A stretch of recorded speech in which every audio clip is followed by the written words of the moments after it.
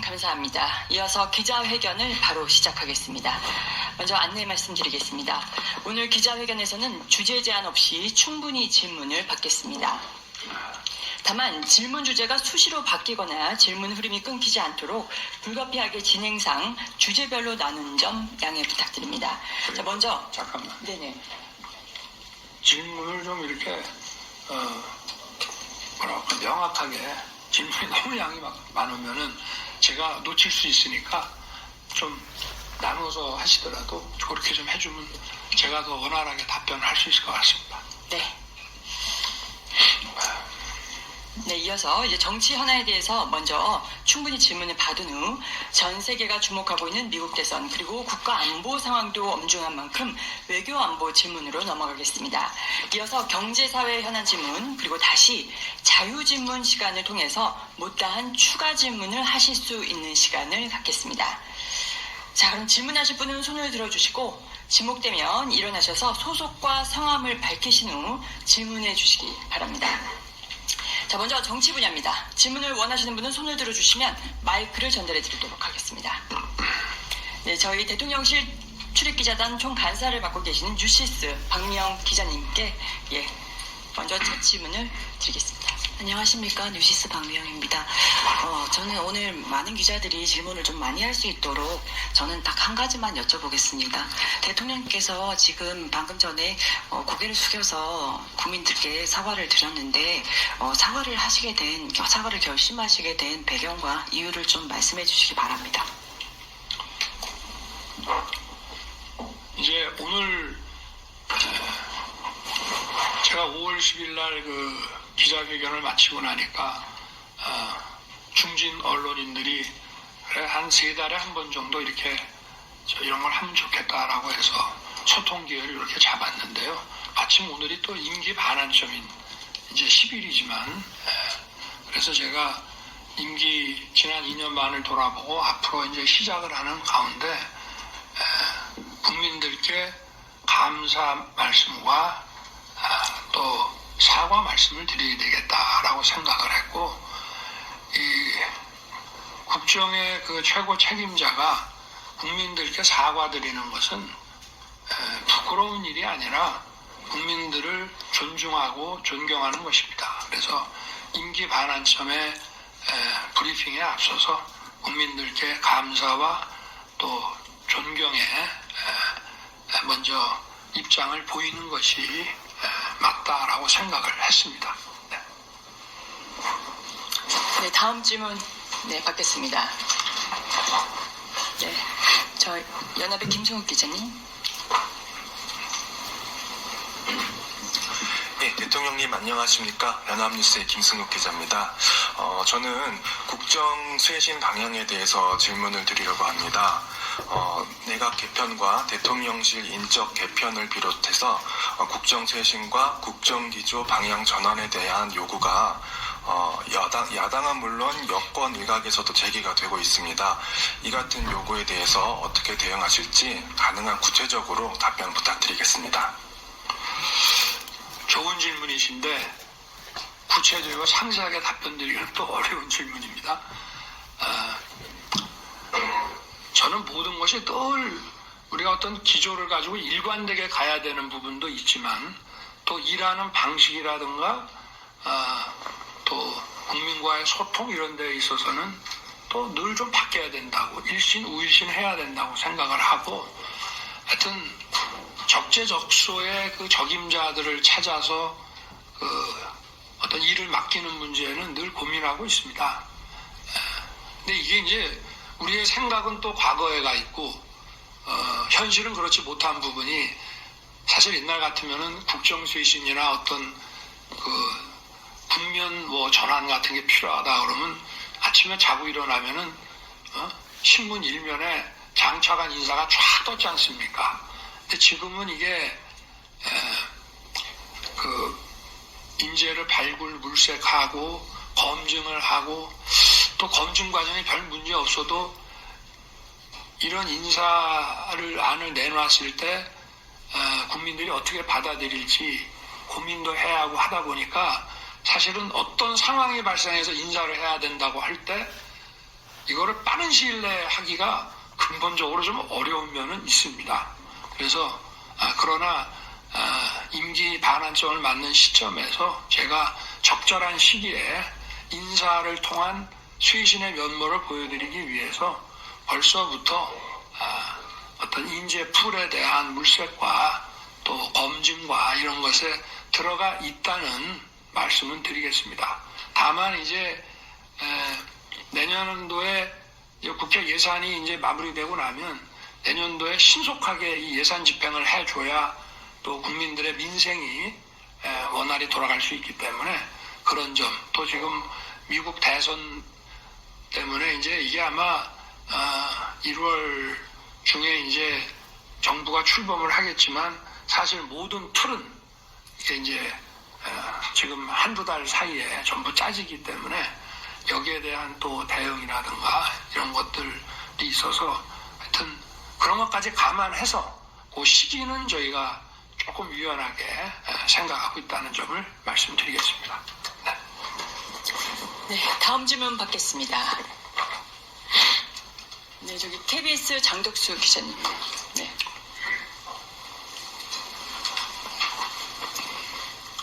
네, 대통령님 안녕하십니까. KBS 장덕수입니다.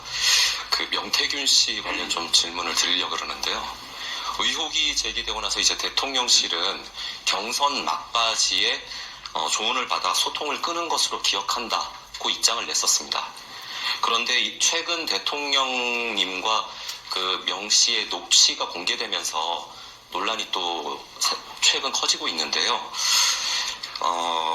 대선 이후 명 씨와 정말로 소통을 끊으신 건지 연락한 적이 없으신지 궁금하고요. 만약 또 통화나 문자가 공개된다면 어떻게 대응하실지 또 궁금합니다. 제가 조금 설명을 좀 자세하게 하겠습니다. 먼저 그 명태균 씨와 관련된 이런 논란들이 언론 보도가 돼서 저도 아침 그 비서실 회의 때 경선 하여튼 뭐 뒷부분에 가서 좀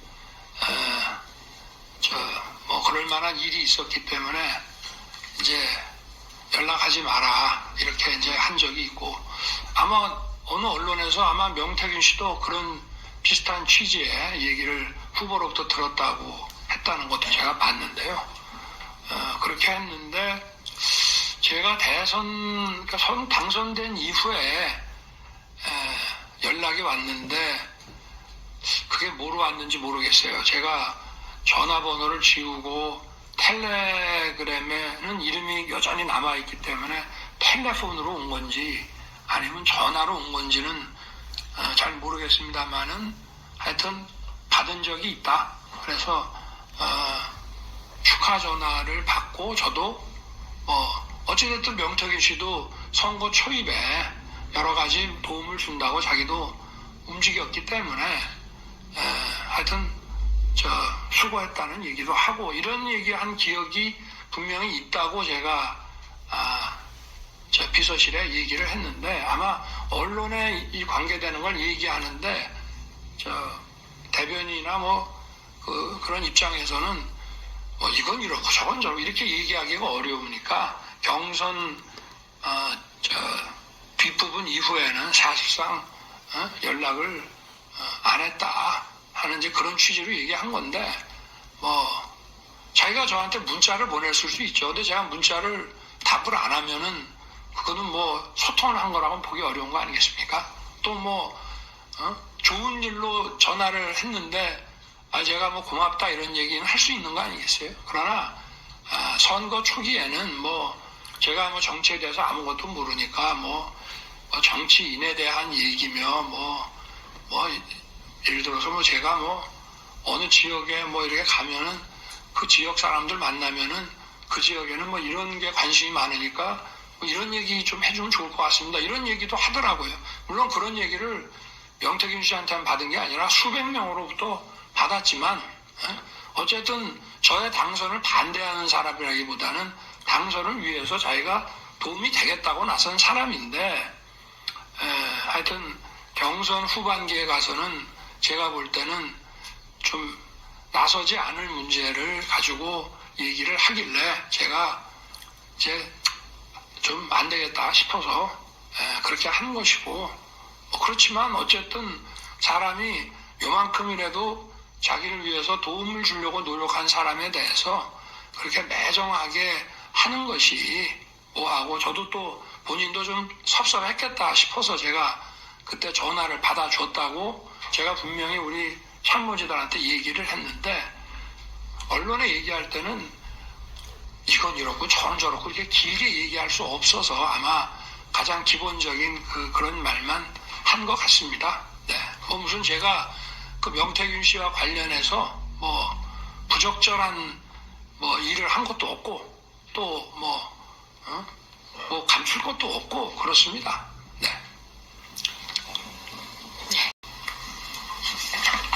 문화일보 김규태 기자님. 안녕하세요, 대통령님. 문화일보 김규태 기자입니다. 근데 이어서 좀 질문 드리고 싶은데요. 그 여사님도 대통령님 취임 이후에 명태균 씨와 수시로 연락했다라는 주장이 나오고 있습니다. 이 관련해서도 언제까지 여사님이 연락하신 건지, 왜 연락하신 건지 설명 부탁드리겠습니다. 제가 뭐 제 아내 휴대폰을 좀 보자고 이렇게 할 수는 없는 거라 제가 그냥 물어봤습니다. 이런 논란들이 있기 때문에. 그런데 제 아내는 뭐 어쨌든 제가 일단 뭐 대통령에 당선이 되고 또 취임하고 하면은 하여튼 좀 그 전하고는 이 소통 방식이나 이런 게 좀 달라야 된다고 얘기를 하니까 본인도 많이 줄인 것 같고, 한 몇 차례 정도 뭐 문자나 뭐 이런 걸 했다고는 얘기를 합니다. 그런데 뭐 제가 이 자리에서 그걸 공개하기는 좀 그런데 좀 일상적인 것들이 많았고요. 그렇습니다. 그래서 몇 차례 없는 거로 알고 있습니다. 네. 국민일보 이경원 기자님. 네. 대통령님 안녕하십니까. 국민일보 이경원입니다. 명태균 씨의 녹취에 기반한 여러 의혹들에 대해서 오늘 이 기회를 빌어서 상세하게 대통령님의 직접 설명을 청하고 싶습니다. 중요한 키워드들로 간추려보자면 한 세 가지쯤이 될 것 같습니다. 우선 여론 조작, 다음은 공천 개입, 끝으로는 창원 산단입니다. 이 의혹들에 대해서 제가 되풀이해서 설명을 하는 것은 오늘 시간상 옳지 않을 것 같고, 여러 대목에 대해서는 검찰의 수사도 예정이 되어 있겠습니다만 이 기자회견 자리를 통해서 많은 국민들이 납득할 만한 설명을 들을 수 있도록 책임 있게 말씀을 부탁드립니다.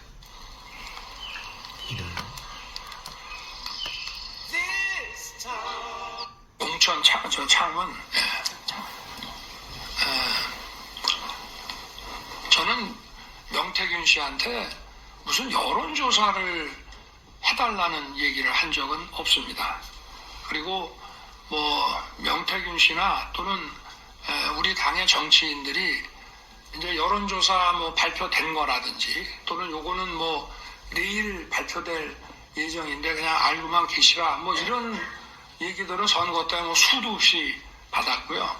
그리고 뭐 제가 여론조사를 조작할 이유도 없고 여론조사가 잘 나왔기 때문에 늘 뭐 그거를 조작할 이유도 없고, 그리고 뭐 또 잘 안 나오더라도 그거를 조작한다는 거는 그거는 전 인생을 살면서 그런 짓을 해본 적이 없습니다.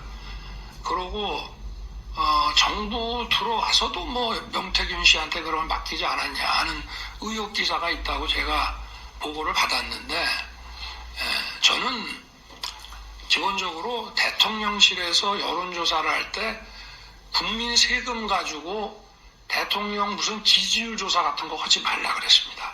처음에는 정무수석들이 첫 번째 수석이나 두 번째 수석이나 뭐 이렇게 정무수석이 이렇게 가끔 그래도 하더라고요. 그래서 제가 이런 거 하지 마라. 정책을 여론조사를 해라. 그래서 저게 아마 1년에 예산이 뭐 이렇게 많지는 않은 것 같은데, 저희 정부는 정책을 중심으로 해서 이 정책에 대한 국민들의 반응이 어떤지 그걸 주로 하지, 대통령 지지율 조사는 정말 지금까지 5손가락 안에 했던 것 같고, 그리고 그거 들고 와서 제가 다음부터는 이런 거 하지 말라고 그랬습니다. 네. 그러니까 여론조사는요, 그리고 처음부터 뭐 다 계약 가계약 단계부터 전부 그 절차를 밟아서 하는 거지, 나라 돈 쓰는 것이 그렇게 간단한 건 아니라는 점을 말씀드리고요. 그리고 공천 문제는 공천 개입이라고 하는 것에 이제 정의도 따져봐야 됩니다. 예를 들어서 제가 당선인 시절에 지방선거와 동시에 시행하는, 대선과 동시에 시행한 국회의원 재보궐선거가 몇 개 있었고요. 또 6월 1일 지방선거와 동시에 하는 또 국회의원 재보궐선거가 있는데, 대개 그 재보궐에 나갈 사람들은 거의 정해져 있습니다. 그걸 뭐 새롭게 이렇게 대규모 총선을 할 때 같이 인재영입위원회 만들고 공천심사위원회 엄정하게 해서 채점하고 막 이렇게 하는 것이 아니라, 어느 정도 비스슨하게 하지만 대개 그거는 정해져 가지고, 당시에도 저는요 그 당선인 시절에 그 2달 동안 우리 경호원들이 저한테 그랬습니다. 당선인이 이렇게 늦게까지 일하는 거 처음 봤다고.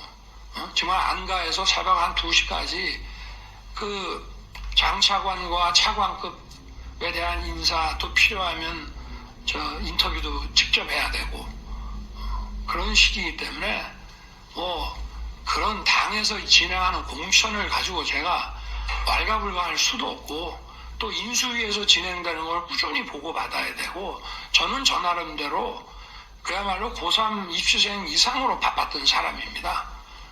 그리고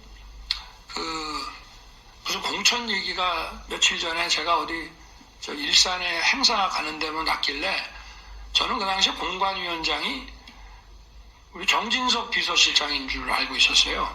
지방선거 공관위원장이 이거를 같이 하는 거라고 생각을 하고, 그 당시 상황이 어땠는지 한번 물어보려고 그랬더니, 재보궐 공관위원장은 별도로 윤상현 의원이 공관위원장을 했다 하더라고요.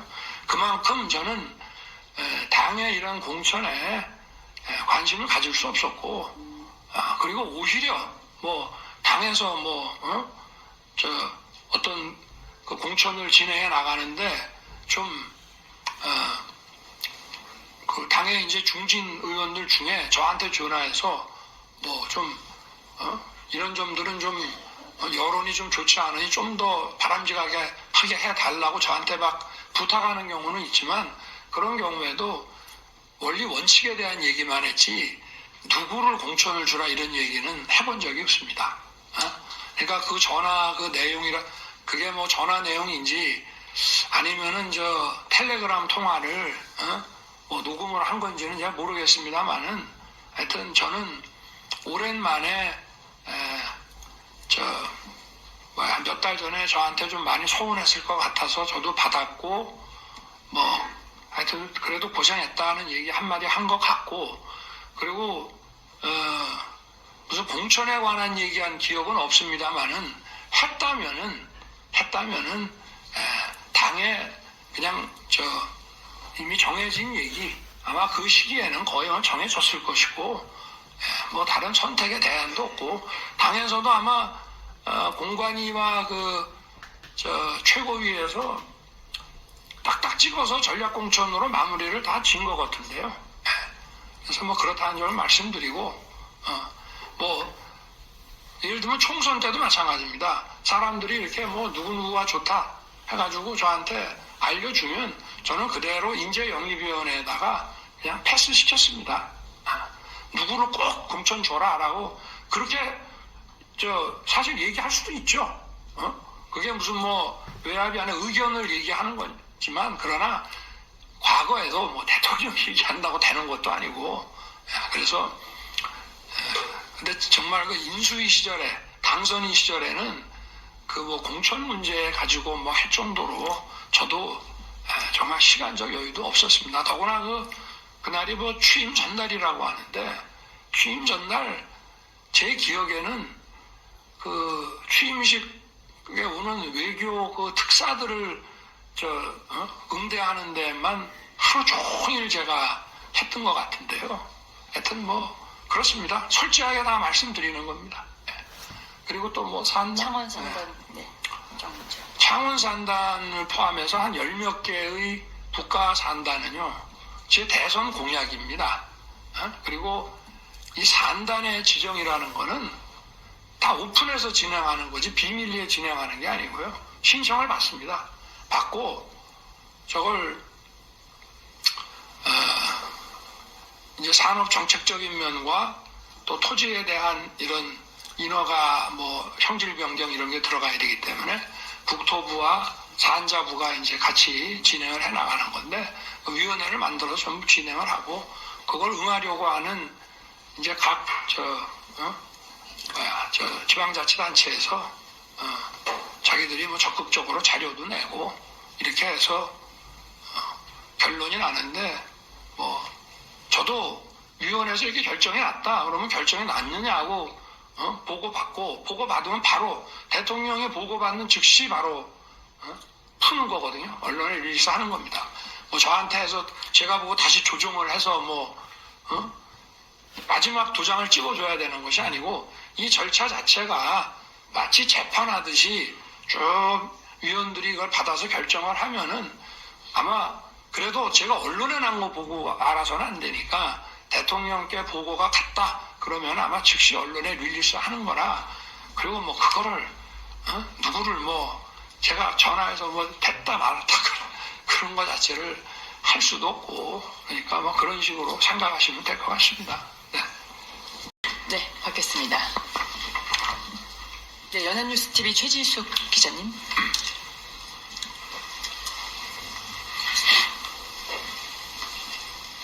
예, 연합뉴스TV 최지숙입니다. 네. 주가 조작이나 명품 가방 수수 의혹을 제외하면 최근 여사님과 관련해서 계속 제기되어 온 의혹들이 결국은 국정에 관여했는지 여부로 직결되는 것 같습니다. 인사 개입이나 선거 개입 등에 대해서 어떤 입장이신지 여쭤보고 싶고요. 또 이와 관련해서 최근에 외교 일정을 포함해 대외활동 전면 중단을 요구하는 목소리도 나왔는데 여기에 대한 입장도 여쭤보고 싶습니다. 그 질문이 좀 명확하지 않아서 답이 가만히 있어. 그러니까 요약을 하면 지금 우리 최 기자님께서 질문하신 걸 요약을 하면 자, 맨 마지막에 뭐 대외 일정, 그죠? 대외 활동 문제, 그 다음에 여사님의 이제 대외활동 중단 요구에 대한 네. 입장이 어떻게 되시는지 하고요. 그 앞서 여쭤봤던 것은 이제 국정 관여에 대한 국정 개입 의혹에 대한 어떤 입장이신지를 여쭤봤습니다. 네. 대통령 부인은 대통령과 함께 선거도 치르고 또 대통령과 함께 대통령을 또 도와야 되는 입장에 있지 않겠습니까? 무슨 뭐 공직자는 물론 아닙니다만은 예를 들어서 뭐 대통령이 요새 뭐 회의 때 막 참모들한테 막 야단을 많이 친다는 말이 있는데 당신 좀 부드럽게 해. 그런 거를 뭐 국정 관여라고 할 수는 없지 않겠죠. 그죠? 그리고 과거 역대 그 대통령 그 부인들한테도 좀 대통령에 대해서 좀 해야 되는데 좀 면전에서 하기 어려운 것들을 이렇게 좀 우회적으로 해서 그 좀 대통령이 뭐 부인이 얘기하는 듣기 싫은 소리까지 막 집에서 혼내고 싸우고 이러지는 않을 거니까 뭐 그런 점들이 좀 있을 수 있습니다. 근데 대통령 부인이 대통령을 좀 도와서 어쨌든 선거도 좀 잘 치르고 국정도 남들한테 좀 욕 안 얻어먹고 좀 원만하게 잘 하기를 바라는 그런 일들을 국정농단이라고 그런다면은 그거는 국어사전을 좀 다시 좀 정리를 해야 될 것 같다는 생각은 좀 들고요. 다만 이제 어찌됐든 제가 뭐 검찰총장 할 때부터 일단 뭐 저를 타겟으로 하는 거지만 뭐 저희 집사람도 하여튼 침소봉대는 기본이고 뭐 없는 것까지 만들어서 그야말로 저를 타겟으로 해서 우리 제 철을 많이 좀 악마화시킨 거는 있습니다. 그러나 우리가 가릴 거는 명확하게 가려야 되고, 저도 제 아내가 잘했다는 것이 아니라 더 신중하게 매사에 처신을 해야 되는데, 이렇게 국민들한테 걱정 끼쳐드린 거는 그거는 무조건 잘못이라고 생각합니다. 그러니까 지금 이제 우리 기자님께서는 어떤 팩트에 대한 걸 물어보시기 때문에 그거는 뭐 잘했다는 것이 아니고 팩트 자체에 대해서 말씀을 드리는데, 저는 공직생활을 오래 하면서 공사가 아주 분명한 것을 늘 신조로 삼아와서 일을 했습니다. 어느 누구라도 보고도 딱 계통을 밟아서 해야 되고, 이런 직보라고 하는 거, 저는 물론 직보 라인도 좀 있긴 해야 됩니다. 기존 조직을 또 잘 돌아가는지를 봐야 되는 그런 면에서의 또 직보는 필요하지만, 계통을 밟지 않고 무슨 일을 하는 거에 대해서 저는 그거는 받아들인 적이 단 한 번도 없고요. 그리고 대외 활동에 대해서는 결국은 대외 활동은 이제 국민들이 다 보시는 거기 때문에, 국민들이 좋아하시면 하고 국민들이 싫다 그러면은 안 해야 된다고 생각합니다. 그래서 뭐 지금의 여론을 충분히 감안하고, 또 그렇게 해서 어떤 외교 관례상, 또 어떤 국익 활동상 반드시 해야 된다고 저와 제 참모들이 판단하는 일을 제외하고는 사실상 중단해 왔습니다. 그리고 앞으로도 이런 기조를 계속 이어갈 것입니다. 네. 또 뭐 좀 부족한 게 있습니까? 최 기자님. 네. 하겠습니다. 네, 중앙일보 허진 기자님 부탁드립니다.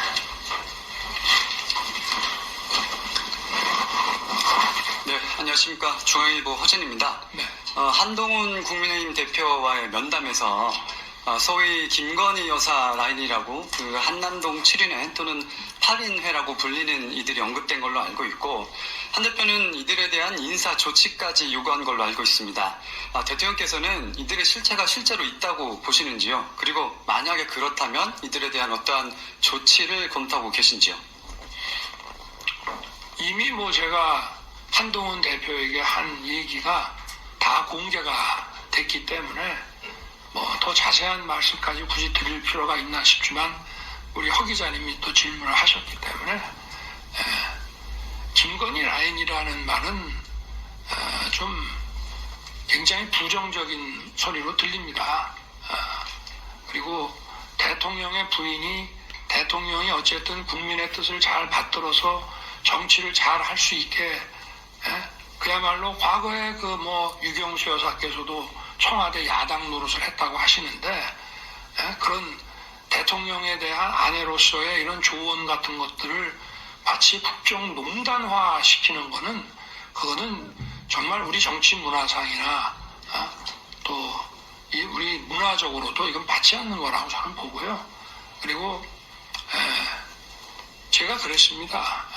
인적 쇄신해서 고위직에 대한 인적 쇄신은 당연히 그건 국정쇄신으로 연결되는 문제이고, 실무자에 대한 것들은 자기가 자기 일 안 하고 엉뚱한 짓이나 하면서 말썽을 피우고 하면은 그거는 아예 딱 계통대로 조사하고 조치를 하겠다고 했고요. 실제로도 용산에 지금 정부 출범 이후에도 엄청나게 많은 숫자의 우리 여기 구성원들이 그런 것과 관련해서 이런 조치를 받은 사람들이 굉장히 많습니다. 그래서 또 저 자신도 제가 이런 사정기관에 오래 근무를 했기 때문에, 이런 제가 직접 지휘하는 요 조직이 이런 개통 없이 일을 한다든지, 또 자기는 등한히 하고 엉뚱하게 남의 일에 대해서 지가 막 간섭을 하고, 그리고 저는 행정관이나 비서관들에 대한 보고도 필요할 때는 직접 제가 받습니다만은, 자기 업무가 아닌 거에 대해서 저한테 얘기하면 야단도 치고 대통령 밟아서 다시 하라고 딱 하고 있습니다. 또 뭐 다른 질문이 아까 만약에 그건 뭐 당연히 당연히 그거는 뭐 같이 일하기 어려운 것이죠.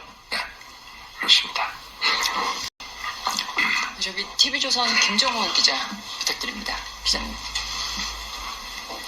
네, TV조선의 김정우입니다. 그 여사님 관련해서 좀 한 가지 더 질문 드리고 싶습니다. 그 대외 활동을 이미 뭐 좀 자제 내지는 자제가 아니라 예. 아까 말씀드린 대로 대통령인 저나 제 핵심 참모들이 판단할 때 이거는 국익이라든지 이런 거와 관련해서 꼭 해야 된다 하는 거 아닌 것은 사실상 중단해 왔고 앞으로도 중단할 것이라는 것입니다. 예. 감사합니다.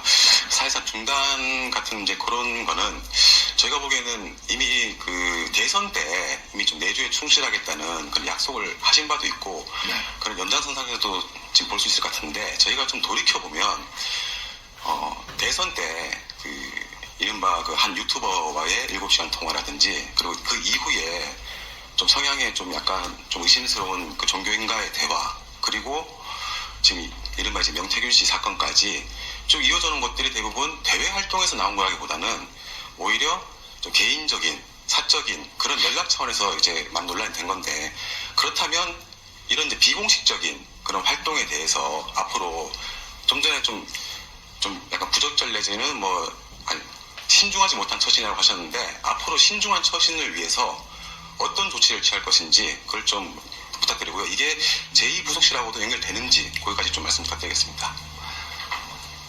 앞으로 부부싸움을 좀 많이 해야 될 것 같습니다. 네. 대외 활동이야 이제 제2부속실을 통해서 이렇게 하면 되고 어떤 면에서 보면은 좀 순진한 면도 있고 제가 이거 제 아내라고 이렇게 변명하는 것이 아니라 하여튼 전체적으로 좀 우리가 이걸 이해하는 바탕 위에서 또 잘잘못을 엄정하게 이제 가리자는 것인데요. 이런 거죠. 제가 이제 오늘 뭐 좀 시간 많이 들여서 하기로 했으니까 저도 이렇게 짧게만 안 하고 제가 좀 말씀드리고 싶은 얘기를 좀 하겠습니다. 제가 이제 2021년 7월 말에 그 정치 그 선언을 하고 한 달 만에 전격적으로 국민의힘에 입당을 하고 입당 그 신청서를 권영세 인재영입위원장한테 주는 그 신청서가 언론에 공개되다 보니까 제 휴대폰 번호가 공개가 됐습니다. 그날 하루만 문자가 한 3,000개가 들어오더라고요. 그리고 그 이후에도 카톡 텔레 같은 것도 막 들어온 것 같아요. 저게 이름이 저장 안 돼도 막 들어오는 것 같은데 그래서 저는 이제 하루 종일 사람들 만나고 여기저기 막 다니고 이제 지쳐갖고 집에 와서 쓰러져 자면은 아침에 이렇게 일어나 보면 5시, 6시인데 안 자고 이렇게 엎드려서 제 휴대폰을 놓고 계속 답을 하고 있는 거예요. 그래서 미쳤냐? 지금 잠을 안 자고 뭐 하는 거냐? 그랬더니 아니 사람들이 이렇게 지지하는 사람들 또 이런 것 좀 잘해라 하는 사람들이 있는데 고맙습니다라든지 잘하겠습니다라든지 잘 챙기겠습니다라든지 답을 해줘야 하는 것이지 이분들이 다 유권자인데 이렇게 자발적으로 문자가 들어오는데 거기에 대해 답을 하는 것 같은 그런 선거운동이 어디 있냐 그러면서 잠을 안 자고 완전히 날밤이 바뀌어가지고 그렇게 이제 했었습니다. 그 가운데는 나는 이때까지 국민의힘 찍어본 적이 없는 사람이요. 딱 이러고 이제 시작하신 분들도 있었다고 하고요. 근데 이제 한 가지 에피소드를 하면 그런 분이 제가 경선 TV 토론 때마다 이제 전국을 다니면은 굉장히 많은 지지자들이 이제 후보들의 지지자들이 와서 하는데 그때부터 대선 끝날 때까지 전국 어디를 다니나 굉장히 열성적으로 해주셨어요. 그런 분들이 꽤 있습니다. 그러니까 어떻게 보면 우호세력으로 많이 바뀐 거죠.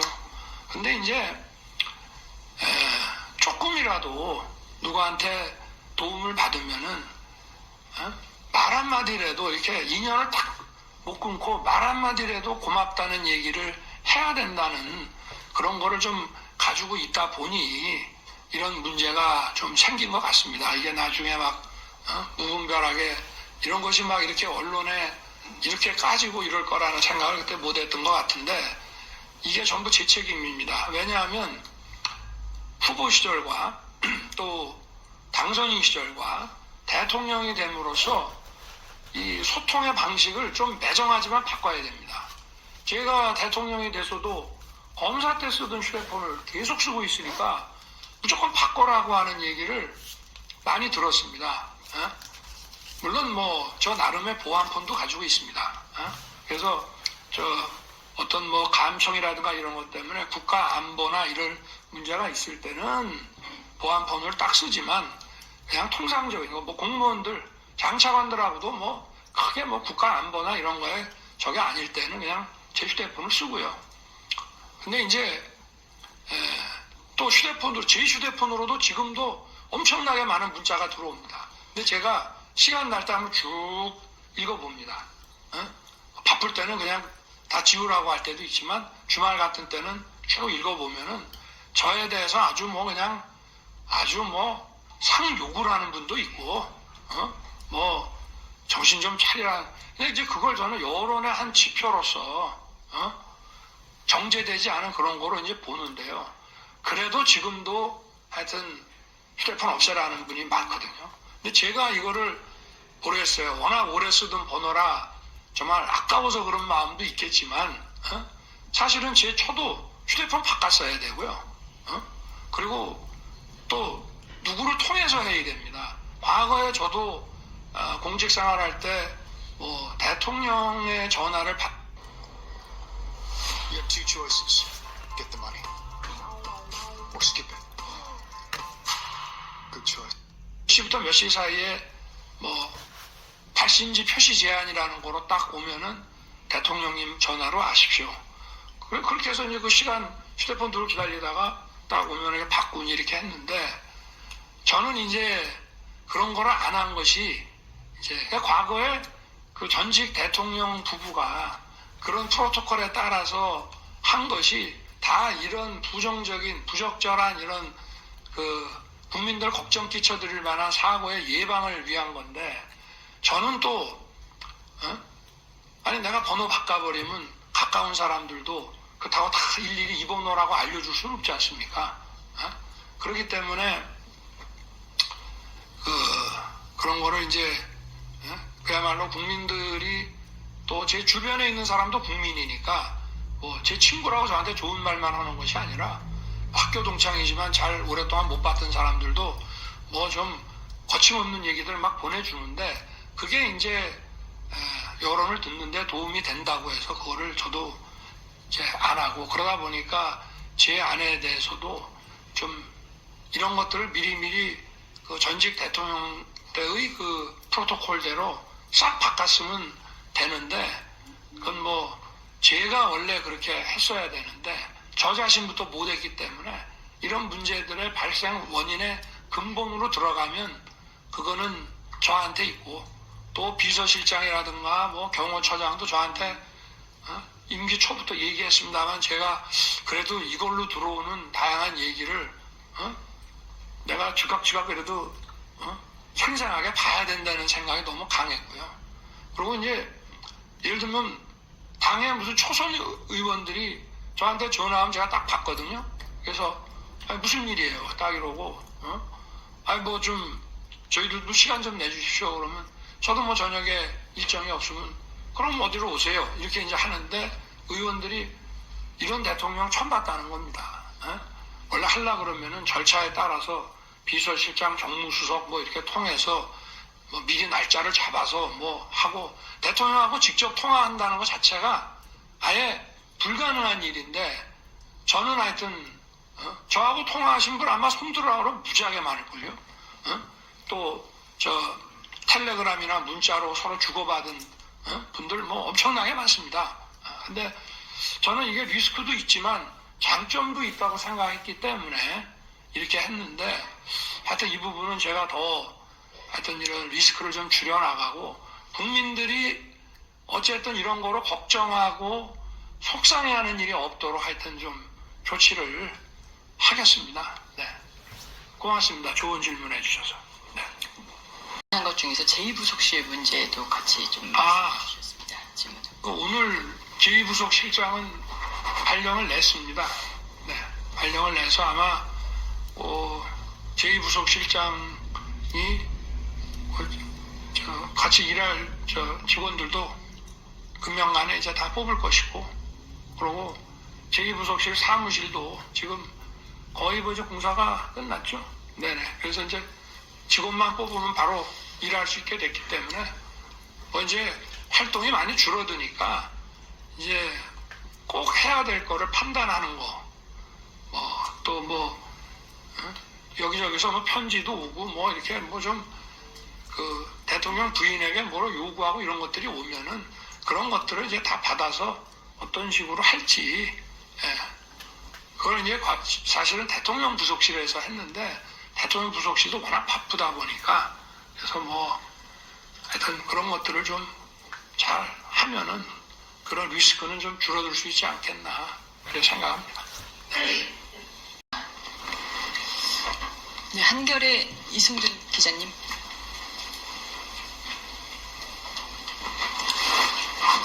네, 한겨레신문 이승준 기자입니다. 이어서 질문 드리겠습니다. 윤석열 정부가 내세운 공정과 상식이 무너졌다는 비판에는 여사님의 명품 가방 수수 사건 검찰의 불기소, 그 다음에 도이치모터스 주가 조작 의혹에 관련된 여러 가지 비판들이 있습니다. 이 검찰 수사가 미진하거나 봐주기 수사라는 비판에 대해서 어떻게 생각하시는지, 그리고 김건희 여사 특검법 야당이 통과시키려는 김건희 여사 특검법에 대해서 또 제2요구권을 행사하실지 여쭙습니다. 네. 대통령이라는 자리에 있으면서 또 검찰총장으로 있을 때도 마찬가지인데요. 마음이 아무리 아프고 하더라도 자기 가족과 이런 것에 대해서, 자기 주변 일에 대해서 특혜를 준다는 그거는 국법을 무너뜨리는 거기 때문에 그건 절대 안 된다고 생각합니다. 그걸 못할 거면 대통령을 그만둬야 된다. 검찰총장을 그만둬야 된다고 생각합니다. 그런데 이 특검 문제에 대해서는 제가 오늘 조금 약간 길게 얘기를 하겠습니다. 기본적으로 특검을 만일을 국회가 결정해서 또 국회가 사실상의 특검을 임명하고 방대한 수사팀을 꾸리는 나라는 없습니다. 그거는 명백히 자유민주주의 국가들의 상권 분립 체계에 위반되기 때문입니다. 어떤 사건에 대해서 수사권을 발동할 것이며 어떤 사건에 대해서 어떤 검사에게 사건을 배당할 것이냐 하는 것은 그거는 법 아무리 나와도 이거는 헌법의 기본 상권 분립의 본질인 그건 행정권의 고유한 부분입니다. 그래서 미국에서는 대통령에 대한 것이 의혹이 아주 상당히 구체적으로 나와서 대통령이 이거를 국민들에게 이거는 수사를 통해서 해야 된다라고 판단이 될 때는 대통령이 하라 해가지고 법무부 장관이 특별검사를 지명합니다. 일반 연방검찰청에 주진 않고 별도의 특별검사를 임명합니다. 그리고 과거에 이제 이란 콘트라 케이스 같은 경우에 미국 국회에서 특별검사법이라고 하는 거를 사실은 공직자윤리법의 한 조항인데요. 그 경우는 이 국회가 이거는 특별검사로 좀 수사를 해야 되지 않느냐는 결의를 하게 되면 임명할지 말지 여부는 법무부 장관이 판단하게 돼 있어요. 네. 그리고 그런 케이스인 경우에는 법무부 장관이 판단하면 특별검사를 법무부 장관이 임명을 안 하고 워싱턴 연방고등법원에서 그 검사를 임명하게 돼 있습니다. 그런데 그 법도 계속 상권분립 위반 논란에 한 10년 이상 빠지다가 결국 그 법이 이제 소멸됐습니다. 그게 뭐냐면 왜 수사를 담당할 검사 임명을 판사가 하느냐. 이거 상권 분립이 안 맞다. 기본적으로 이 특별검사에 대해서는 우리나라에서 이게 도입이 될 때에도 김대중 대통령 시절에 아마 올로비 파업유도 특검이 아마 최초였던 것 같은데요. 그때도 위헌 논란이 많았는데 대통령과 여당이 오케이 하면 이거는 뭐 과거에 법무부 장관이 받아들이는 것처럼 하면 되는 거 아니냐 해서 이루어진 것입니다. 그래서 대통령과 여당이 반대하는 그 특검을 임명한다는 자체가 저게 법률로는 뭐든지 된다는 것이기 때문에 이 자체가 이제 기본적으로 헌법에 반하는 발상이고요. 그리고 이제 두 번째로는 이미 2년 넘도록 수백 명의 수사 인력을 투입해서 그야말로 그 지난 정부 때는 자기네 사람들 수사할 때는 이거는 불법이다. 별건 수사는 불법이라고 했던 그 별건의 별건을 수도 없이 이어가면서 정말 어마무시하게 많은 사람들을 조사했습니다. 왜냐? 김건희가 나올 때까지, 김건희의 기소할 만한 혐의가 나올 때까지 수사를 했습니다. 그런데 기소를 못했지 않습니까? 그거를 다시 또 이런 방대한 규모의 수사팀을 만들어서 수사를 한다. 그게 문제가 있고요. 거기에다가 뭐 추가해서 또 뭘 한다는 거는 그냥 소문이고 자기들이 만들어낸 얘기지 객관적인 근거가 없습니다. 그런 식으로 해서는 특검이 된 전례도 없고, 그러면 기본적으로 검찰이 수사를 해서 어떤 의혹이 있다고 하면 그 의혹이 검찰 수사가 그 의혹을 제대로 규명을 못하고 수사에 문제가 있다라고 할 때는 딱 그 점에 대해서 특별검사를 한다 그러면은 또 모르겠습니다. 그러니까 이거 자체가 정말 특별검사의 업무도 사법 업무입니다. 근데 이거는 사법작용이 아니라 정치선동이다 이 말입니다. 그리고 또 과거에 이거 가지고 수백 명이 아마 밑도 끝도 없이 조사도 받고 그중에 일부는 기소도 되고 했는데, 그러면 다시 수사를 하면 제 아내만 조사하는 게 아니지 않습니까? 이 사람들을 재수사를 해야 되는데, 아무리 이 일사부재리라는 거는 사법 기판력이 있는 거에만 미치지만 우리가 통상 수사나 이런 검찰 업무에 대해서도 이렇게 한번 털고 간 거에 대해서는 사실상의 일사부재리라는 거를 적용합니다. 그거를 반복하지 않습니다.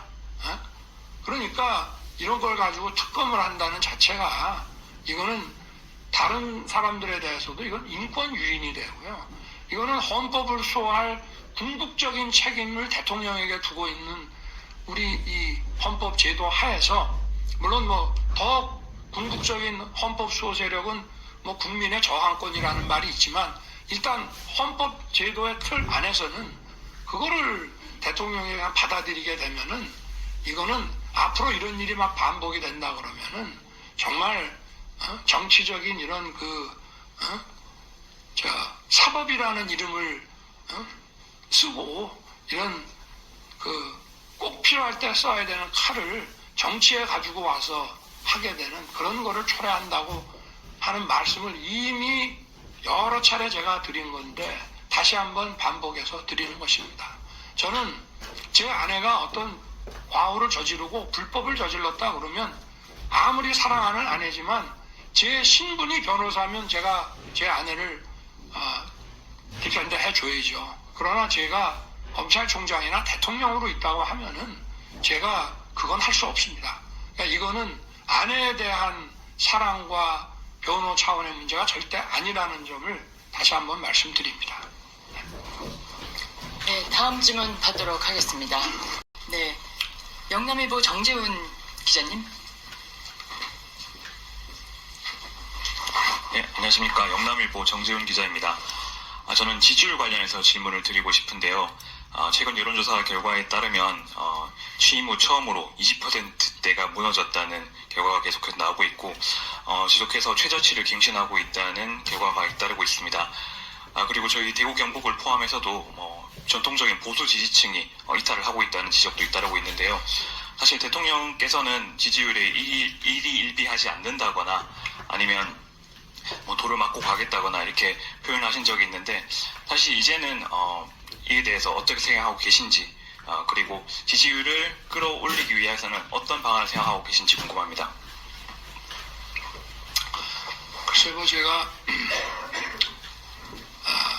축구 선수가 야구 선수가 전광판 보고 운동하면 되겠냐? 전광판 안 보고 공만 보고 뛰고 공만 보고 때려야 된다라고 하는 얘기를 뭐 선거 때부터 계속 했습니다. 그러한 그 제 마음에는 뭐 달라진 거는 없습니다. 그러나 이제 지지율이라는 거는 이제 우리 참모들을 통해서 제가 좀 바가지 긁기를 많이 당하고 있는데요. 누가 그러더라고요. 어떤 언론 기사를 저한테 딱 주는데 이제는 전광판 좀 보고 뛰세요. 이런 칼럼이 있더라고요. 뭐 수치라는 게 다는 아닙니다만은 국민들께 좀 특히 이제 뭐 대구 경북 지역의 뭐 지지율 하락 뭐 이런 걸 보면은 제가 그 대통령 후보가 되고 대통령이 돼서 이 자리에 앉아 있게 되는데 사실은 대구 경북 지역의 절대적인 지지가 저를 이렇게 만든 것이 아닌가 하는 생각을 하고요. 늘 뭐 그런 생각을 가지고 있습니다. 그래서 얼마나 아꼈으면 또 얼마나 실망이 크시겠나 그런 생각을 하고 있습니다. 어쨌든 뭐 지지율을 올리는 무슨 보관을 가지고 뭐 또 어떻게 뭐 무슨 여론으로 그런 꼼수 같은 거는 저는 쓸 줄도 모르고 제 뭐 체질에도 안 맞고 하여튼 또 아마 이런 게 아닌가 싶은데요. 좀 더 유연해지고 좀 뭔가 자꾸 이렇게 변화를 좀 주면서 일을 해야 되지 않느냐. 그리고 이런 것도 있겠죠. 다른 사람들이 너 잘못한다고 막 자꾸 뭐라고 막 반대 세력이든 뭐든 막 너를 공격을 하면 좀 네가 그런 거를 좀 안 듣게 마치 이런 거죠. 자식이 밖에 나가서 혼인하고 오면은 그 혼난 게 뭐 맞다 틀리다를 떠나서 너는 임마 왜 이렇게 맨날 혼나고 다녀? 좀 앞으로 좀 잘해봐 하는 그런 것도 있다고 저는 또 생각하고요. 그래서 하여튼 이런 변화와 또 쇄신과 또 더 유능한 모습 이런 것들을 좀 국민들께 보여드리고 또 영남일보에서 말씀을 하시니 또 대구 경북 지역에 계신 분들은 하여튼 좀 전체적으로 국민들께서 속상해하지 않으시도록 하여튼 잘 좀 해야 되겠다는 생각이 들고요. 이런 게 좀 강한 것 같습니다.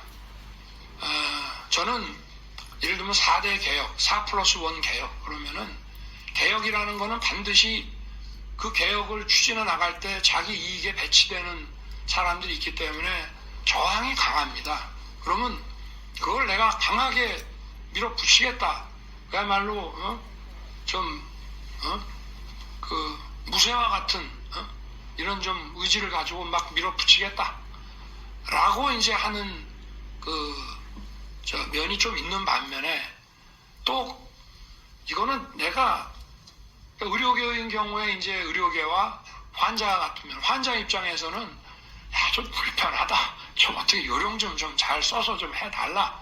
그런 얘기도 또 있을 거란 말입니다. 그래서 어떤 개혁을 추진해 나가는데 뚝심 있게 밀어붙여야 되는 부분과 또 국민들의 불편함과 속상함을 잘 좀 이렇게 살펴가면서 해야 되는 부분들에 좀 너무 앞부분만 드러나면은 기분도 안 좋고 속도 상하고 또 뭐 주변 일 가지고 또 자꾸 논란화되고 하니까 그러시지 않나 생각이 됩니다. 하여튼 이런 거를 좀 잘 구별해서 제가 국가의 미래를 위해서 우리 또 미래 세대를 위해서 이거는 정말 좀 강하게 싸우면서도 가야 될 부분과 또 국민들의 어떤 이 마음을 또 불편을 좀 최소화하고 잘 좀 살펴가면서 해야 되는 부분들을 좀 잘 가려서 한번 해보겠습니다. 네. 그러면은 뭐 또 좀 나아지지 않겠습니까? 이제 채널 A 조영민 기자님 부탁드립니다. 네, 대통령 안녕하십니까. 채널의 조영민입니다. 다소 인간적인 면에 대한 질문일 수 있어서 좀 조심스럽긴 한데 오늘 작심하고 말씀하시는 것 같아서 질문 드리겠습니다. 제 질문은 당정 갈등에 대한 질문입니다. 대통령님과 한동훈 대표 간 갈등 문제가 올 한 해 여전히 정치를 관통하고 있습니다. 여소야대 국면에서 여권 분열로까지 번지면서 국정 동력을 잃을 수 있다라는 우려도 있습니다. 이 갈등의 본질이 개인적인 감정과 앙금의 문제라는 분석도 상당히 많은 것으로 알고 있고요. 대통령님이 인간적인 배신감을 느꼈다라는 이야기도 정치권에서 들을 수 있습니다. 감정으로부터 발생하는 한 대표와의 갈등 문제라는 그 시각에 대해서 대통령님의 입장이 궁금하고요. 두 분 사이의 갈등을 진심으로 먼저 풀어보실 생각은 없으신 건지 질문 드리고 싶습니다. 언론 인터뷰에서 이렇게 얘기하면 지지율이 더 떨어질지 모르지만 언론에서도 좀 자꾸 갈등을 부추기는 거 아닙니까? 저는 이렇게 생각합니다. 중요한 거는 늘 초심으로 가야 된다. 우리가 뭐 단순한 이런 당정의 문제를 떠나서 우리가 어떤 뭐 회사 내에서의 어떤 뭐 문제가 생긴다든지 또는 뭐 교우 관계에서 어떤 문제가 생길 때 초심으로 가야 된다. 그래서 정부는 정부대로, 당은 당대로 정말 국민을 위해서 가장 잘 일할 수 있는 가장 유능한 정부, 가장 유능하고 발빠른 당이 되기 위해서 일을 열심히 같이 하다 보면은 관계가 좋아지지 않겠냐, 좋아질 것이다 생각합니다. 그냥 뭐 만나서 뭐 얘기하면 계속 쳇바퀴 도는 거죠. 어쨌든 국민의 이익을 위해서 정부와 대통령실과 당이 계속 머리 맞대고 일을 하면 또 자주 만나야 되지 않겠습니까? 그러면은 저는 그렇게 우리의 존재 이유, 우리가 열심히 일을 하는 거, 국민을 위해서 열심히 일하는 거를 통해서 이제 가면은 그런 문제는 어차피 선공 후사기 때문에 그런 문제는 풀어가는 것이고요. 그리고 정치를 하는 분들, 저도 뭐 정치권에 온 지가 이제 2021년에 왔으니까 이제 3년 조금 넘었는데요. 정치 오래 하다 보면 다 앙금이 있더라고요. 국회의원 여러 번 하신 분들끼리 정말 저 사람 없으면 죽고 못 산다는 거 없어요. 왜냐하면 어떤 경우든지 간에 다 부딪혀 본 적이 있고, 그렇지만 또 정치를 오래 하면서 또 풀어가면서 해야 될 일들이 있어서, 그래서 저는 A라는 국회의원과 B라는 국회의원이 친한 것 같았는데 자세히 얘기 들어보면 상당히 옛날에 섭섭한 게 서로 있었어. 그렇지만 또 같은 당 의원으로 같이 일을 해 나가면서 또 그런 것이 풀려지고 이렇게 가는 겁니다. 그래서 개인적인 감정 가지고 무슨 정치를 하는 것이 아니라 일을 같이 하면서 우리가 공동의 어떤 과업을 찾아나가고 공동의 그 어떤 정치적 이익이라고 하면 그런 것을 추구해 나갈 때 강력한 이런 접착제가 되는 거다.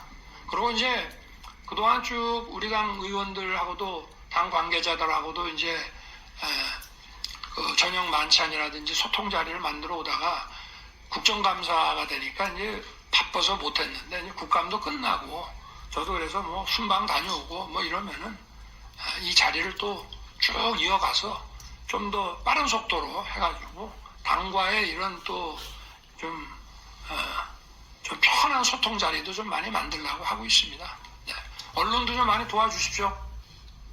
우리 조영민 기자님. 나가셨나? 그래요? 네. 네, 세계일보 조병욱 기자님. 네, 세계일보 조병욱 기자입니다. 저는 국회와 관련해서 좀 여쭙고 싶은데요. 대통령께서 취임 선서도 국회에서 하셨고 또 대통령실에서 많이 나오는 설명을 보면 대통령은 헌법의 수호자다 이런 표현을 많이 들었던 게 인상적이었습니다. 그런데 헌법 81조를 보니까 대통령께서는 이제 국회에 가서 발언하실 수 있는 권리이자 의무를 부여하고 있는 것 같은데 대통령께서 지난 22대 국회 개원식과 그리고 지난 내년도 예산안에 관한 시정연설에 참석하지 않으셨습니다. 그래서 왜 그렇게 하셨는지 궁금하고요. 혹시 다음 계기가 있다면 국회에 가실 것인지 함께 여쭙고 싶습니다.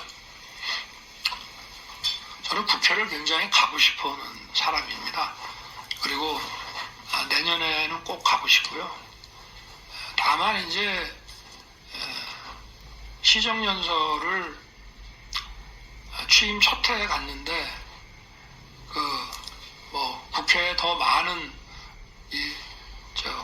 의석을 구성하는 정당에서 로텐더홀에서 피켓 시위를 하면서 소스부터 패티까지 하인즈의 맛으로 이라스트비 포인트. 이거는 좀 아니지 않느냐 싶었는데 두 번째는 다 들어오니까 오라고 해서 이제 갔더니 또 이렇게 돌아 앉아 있고 박수 그냥 한 두 번만 쳐주면 되는 건데 그거는 기본이고 악수도 거부하고 야유도 하고 대통령 그만두지 여기 왜 왔어요? 이런 사람부터 근데 이거는 좀 아닌 것 같습니다. 그럼에도 불구하고 가라고 하는데 이게 대통령이 국회에 가는 거는 의무는 아니고 발언권이 이제 있는 건데 그 대통령이 국회에 가는 거는 아무리 정치권에서 싸우더라도 그날 하루만은 좀 기본 프로토콜로 하는 모습을 국민들에게 보여주자는 건데 그 난장판이 되고 그런 모습에 대통령이 가는 거를 국민한테 보여주는 게 국회에 도움이 되는지 모르겠습니다. 저는 그런 면에서 국회도 생각을 한 겁니다. 올해도 보십시오. 특검에 대통령이 임명한 공직자 무슨 특검이라고 하죠. 탄핵소추라고 하는 것은 그거는 아주 중범죄에 해당하는 사람들한테 원래 하는 겁니다. 예외적인 조항이고 세계 어느 나라를 보십시오. 미국은 헌법재판소가 없고 하원에서 탄핵 발의를 하고 탄핵 소추를 하면 상원이 결정을 하는데요. 미국 대통령 중에 여소야대는 수도 없이 많았지만 탄핵당한 대통령 하나도 없습니다. 그러니까 뭐든지 아주 예외적으로 이렇게 하는 건데 이런 거를 막 남발하고 특검법을 이미 다 수도 없이 조사한 거 그것도 특검법을 저렇게 반복해서 같은 거 반복한다에 뭐하니까 그냥 어디 소문만 자기들이 낸 거를 또 붙여가지고 계속 막 거기다가 참 동행명령권 막 남발하고 그래서 저는 이렇게 생각합니다. 국회에 오지 말라는 얘기다 이거는.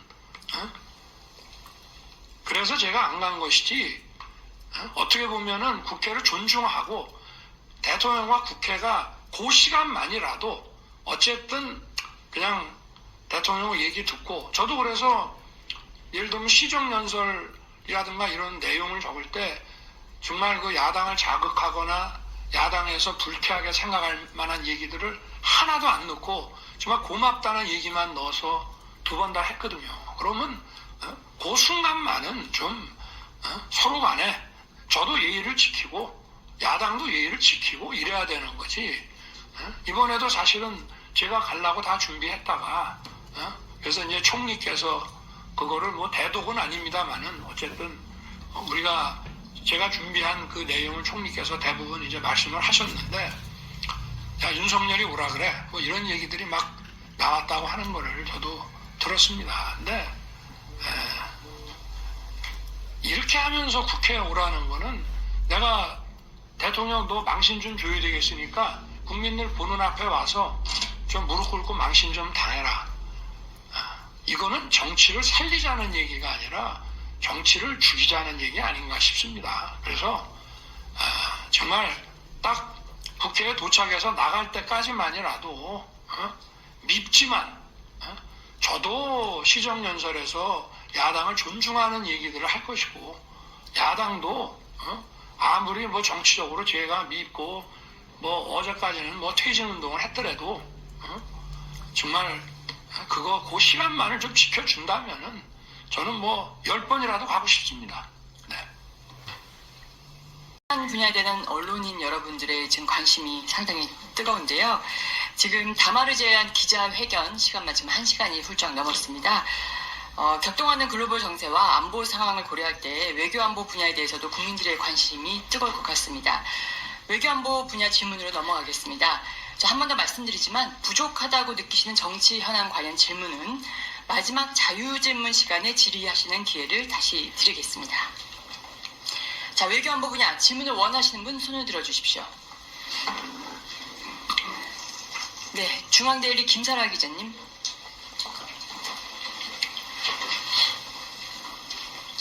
안녕하십니까. 중앙데일리 김사하라입니다. 오전에 도널드 트럼프 미국 대통령 대선인과 첫 통화를 하셨는데 어떤 내용을 논의하셨는지 보다 구체적으로 여쭤보겠습니다. 그리고 특히 한미동맹이나 북핵 문제 관련 좀 더 공감대가 있으셨는지, 그리고 첫 회담 시점이나 형식도 희망하시는지 여쭤보겠습니다. 네, 아침 한 8시경쯤에서 한 10여 분 통화를 했습니다. 뭐 당연히 이제 축하 인사를 먼저 하고요. 그리고 어쨌든 이런 아시아 태평양 또 글로벌 지역에서 이런 한미 동맹을 바탕으로 해서 강력한 연대와 파트너십을 갖자고 하는 얘기도 나왔고요. 그리고 딱 북핵에 대한 얘기보다도 북한에 대한 관심을 좀 가지고 계신지 먼저 얘기를 좀 하셨습니다. 그래서 뭐 지금 이런 오물 쓰레기 풍선 뭐 보낸 거 뭐 7,000번이나 지금 보냈다. 국민들이 하여튼 많은 피해를 입고 있다. GPS 교란이라든지 그리고 ICBM과 IRBM 같은 이런 SRBM 이런 것들 마구잡이로 지금 쏜다. 이런 얘기도 좀 하고 참 믿기지 않는다. 여기 대해서 어떻게 할 건가. 그래서 하여튼 가까운 시일 내에 만나서 많은 정보와 방안에 대해서 하여튼 좀 얘기를 하자고 이렇게 했고요. 북핵도 당연히 투발 수단을 미사일로 쓰는 거기 때문에 ICBM이라든가 SRBM 같은 거 다 핵에 관한 얘기입니다. 그리고 지금 한국 조선 회사들이 미국의 이제 해군 함정 수리 이런 것들을 하는 얘기를 이제 알고 계신지 꼭 군에 한정하지는 않고 미국의 조선업이 많이 퇴조를 했는데 하여튼 이런 한국과의 이런 부분 협력이 되게 중요하다. 그래서 우리도 미국의 경제와 안보를 위한 일이기 때문에 적극 하여튼 여기에 참여하려고 한다. 이런 얘기를 좀 했고 오늘은 좀 덕담을 위주로 많이 했습니다. 그리고 하여튼 한미일에 대한 얘기도 조금 했는데요. 트럼프 대통령 시절에는 이제 한미일의 기업 협력의 좀 구조를 좀 잘 짰습니다. 지금 이제 트럼프 대통령의 좀 가까운 아주 측근이라고 하는 해거티 상원의원이 있는데 얼마 전에 이제 해거티 상원의원이 공화당 5명, 민주당 2명에서 연방 상원의원 7분을 부부 동반으로 이렇게 이끌고 한국에 왔기 때문에 저와 제 아내가 상춘제에서 저녁을 모신 적이 있습니다. 근데 이제 해거티 상원의원이 주일 대사를 하면서 한미일 기업협력 구조를 잘 짜놨고 그래서 이제 이것이 또 한미일 경제 안보 이런 협력까지 이어지고 어쨌든 이런 글로벌 공동의 리더십을 펼쳐가는데 도움이 됐다. 본인도 여기에 대해서는 뭐 상당히 하여튼 긍정적인 얘기를 하고 아마 트럼프 대통령 시기에도 이런 한미일 소위 삼각 이 협력은 잘 진행이 될 거라고 생각을 합니다. 하여튼 뭐 서로 다 가장 하여튼 빠른 시일에 곧 만나자 이렇게만 얘기를 했고 아마 어제 우리 시간으로는 어제 이제 선거 결과가 저녁 무렵에 이제 확정이 되고 플로리다에서 이제 캠프 사람들 뭐 지인들하고 아마 뭐 축하 행사를 좀 하고 그게 미국 시간 새벽이었기 때문에 이제 좀 수면을 취하고 이제 바로 몇 개 국가들에게 전화를 한 것이 아닌가. 하여튼 오늘은 그래서 뭐 길게는 못했습니다. 한 2분 정도 했다고 그러나. 그런데요, 앞으로 뭐 금년간에 또 만날 일이 있지 않겠나 생각됩니다. 네, 다음 여기 외신 기자분들도 함께 자리하고 계시는데요. 네, 워싱턴 포스트 미셸리 기자님 부탁드립니다. 안녕하세요. 워싱턴 포스트 미셸입니다. 질문은 영어로 드리겠습니다. I want to ask you about President-elect Trump. Personal diplomacy is very important to Trump, and we've seen leaders like Japan's Shinzo Abe successfully become friends with him to manage the alliance. Right now, President-elect Trump knows Kim Jong-un better than he knows you. You're very different from Trump, and Trump is very different from President Biden. Trump doesn't like prosecutors, and he's skeptical of allies. He thinks South Korea isn't paying enough for defense cost sharing and has called South Korea a money machine. How do you plan to build a friendship with him, and how do you plan to navigate an unpredictable America First president? Thank you. 예, 대통령, 저는 트럼프 미국 대통령 당선인에 대해서 질문 드리겠습니다. 트럼프 대통령 당선인은 개인적인 유대관계를 중시하는 분이고 그렇기 때문에 과거 일본의 아베 신조 전 총리와의 우정을 통해 미일 동맹이 잘 관리된 얘기가 유명하게 알려져 있습니다. 그리고 그는 김정은을 잘 아는 반면에 아직 대통령에 대해서는 잘 알지 못하고 또 저희가 이해하기로는 트럼프 대통령과 대통령 그리고 또 트럼프 대통령과 바이든 대통령은 전혀 다른 사람입니다. 또 그는 검사라든지 이런 분들을 그렇게 좋아하지 않고 또 동맹에 대해서도 회의적인 시각을 가지고 있는 것으로 알고 있습니다.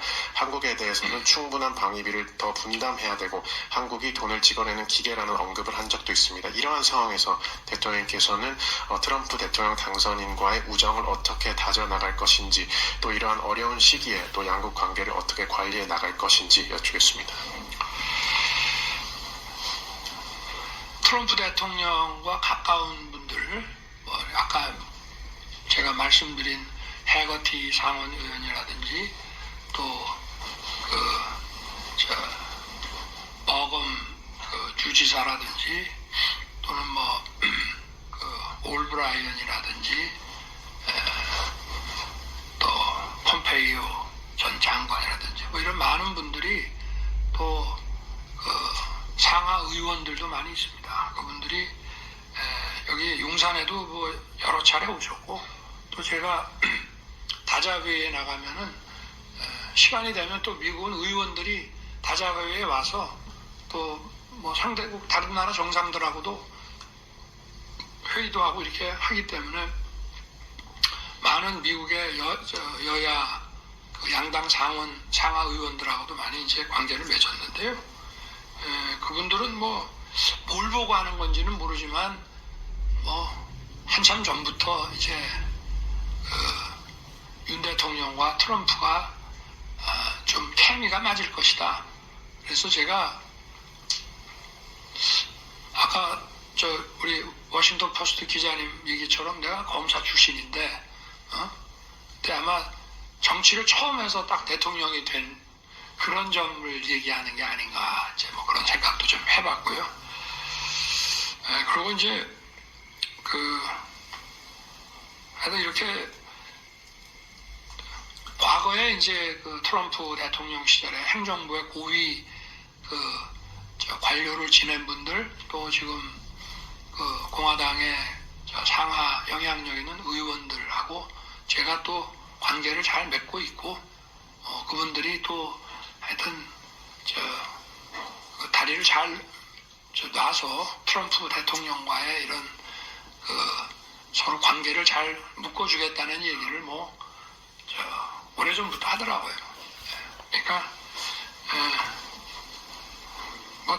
별 문제 없이 저는 잘 할 수 있을 거라고 그렇게 생각을 하고 있습니다. 벌써 어제 당선이 유력하던 시절부터 여러분들이 한국의 트럼프 대통령이 이제 어느 정도 되면은 전화할 수 있게 전화번호를 좀 자기들한테 달라. 자기들이 전화할 수 있는 번호를 달라. 벌써 어제 한 오후 좀 되니까 그렇게 요청들을 하더라고요. 저하고 잘 아는 분들이 이렇게 해서 전화번호를 보내줬고, 그리고 이제 이런 얘기를 그전에도 많이 했습니다. 제가 트럼프 대통령이 얘기하는 이러한 정책들은 그건 우리 기업에게 굉장히 좀 불리하지 않냐. 참 걱정이다. 이런 얘기를 하면 걱정하지 마라. 또 그것이 어쨌든 한국 기업에게 크게 피해가 안 가게끔 여러 가지 잘 풀어나갈 것이니까 그런 얘기들을 계속 하더라고요. 물론 우리가 지금 기재부, 산업부, 또 산업부 내에서도 또 통상교섭본부 이렇게 해가지고 금융,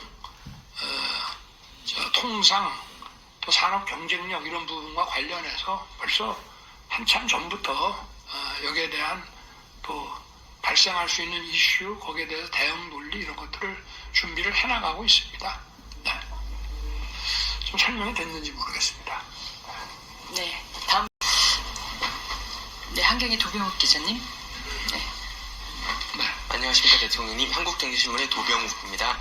저도 미국 대선 관련 질문 드리겠습니다. 방금 전에 설명을 약간 해주셨는데요. 트럼프 전 대통령은 선거운동 기간 동안 모든 수입 제품에 대한 관세를 10% 혹은 20% 인상하겠다고 여러 차례 말했습니다. IRA와 칩스법 폐지하겠다고 얘기했고요. 한미 FTA를 재협상할 가능성도 거론되고 있습니다. 가뜩이나 경제가 어려운 상황에서 대외 환경의 불확실성이 더해진 상황입니다.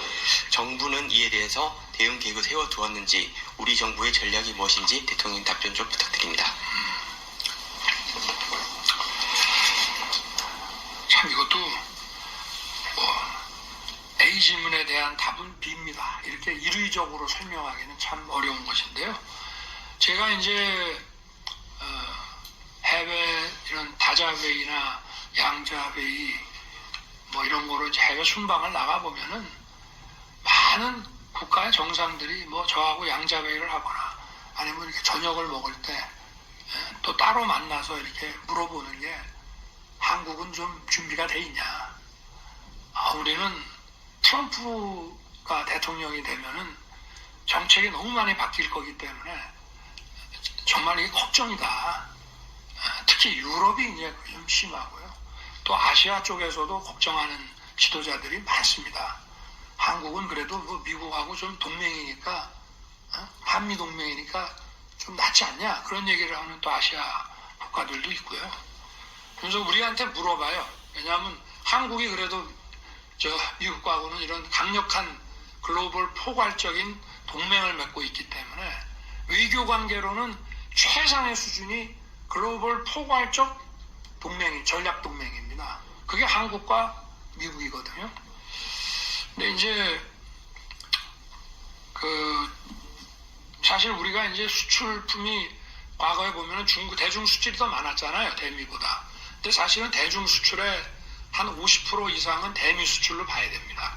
왜냐하면 중국에 건너간 수출품 중에 상당 부분이 완제품이 돼가지고 미국으로 가기 때문에 미국에 직접 가는 직접 대미 수출이냐, 소위 말해서 쿠션을 이렇게 해서 가는 간접 수출이냐. 그러니까 결국은 이제 미국 시장이라는 게 중국이나 한국이나 다 절대적이라고 봐야죠. 근데 이게 이제